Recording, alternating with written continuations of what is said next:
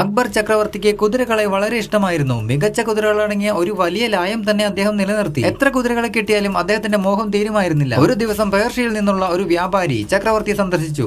തന്റെ കൈവശം നല്ല ജനസിൽപ്പെട്ട ഏതാനും കുതിരകളുണ്ടെന്ന് അയാൾ പറഞ്ഞു. ചക്രവർത്തി അന്ന് തന്നെ ആ കുതിരകളെ കണ്ടു. നല്ല മതിപ്പ് തോന്നിയതിനാൽ അവയെ മുഴുവൻ അദ്ദേഹം വിലയ്ക്ക് വാങ്ങി. പണവുമായി വ്യാപാരി യാത്രയാവാൻ തുടങ്ങിയപ്പോൾ ചക്രവർത്തി അയാൾക്ക് ഒരു സഞ്ചി നിറയെ സ്വർണ്ണ നാണയങ്ങൾ നൽകിയിട്ട് ആവശ്യപ്പെട്ടു.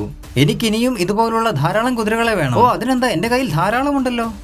എന്നാൽ ഈ സ്വർണ്ണ നാണയങ്ങൾ അവയ്ക്കുള്ള മുൻകൂർ വിലയായി കണക്കാക്കി ഇതിലും നല്ല കുതിരകളെ എനിക്ക് കൊണ്ടുവന്നു തരണം. കുതിരകളെ എത്തിക്കാമെന്ന് വാക്ക് പറഞ്ഞ് സ്വർണം നിറച്ച സഞ്ചിയുമായി വ്യാപാരി സ്വദേശത്തേക്ക് മടങ്ങി. ഈ സംഭവം നടന്ന ഒരാഴ്ചയ്ക്ക് ശേഷം അക്ബറും ബീർബലും കൊട്ടാരത്തിലെ പൂന്തോട്ടത്തിൽ ഉലാത്തുകയായിരുന്നു. ചില ആളുകൾ എന്തൊക്കെ അബദ്ധങ്ങളാണ് കാട്ടിക്കൂട്ടുന്നതെന്ന് പറഞ്ഞ് അവർ ചിരിച്ചു. അപ്പോൾ ചക്രവർത്തി ബീർബലിനോട് നിർദ്ദേശിച്ചു, ബീർബൽ, താങ്കൾ കണ്ടുമുട്ടാനിടയായിട്ടുള്ള വിഡ്ഢികളുടെ ഒരു പട്ടിക തയ്യാറാക്കി എനിക്ക് തരണം. പിറ്റേ ദിവസം തന്നെ പട്ടിക എഴുതി ബീർബൽ ചക്രവർത്തിയെ ഏൽപ്പിച്ചു.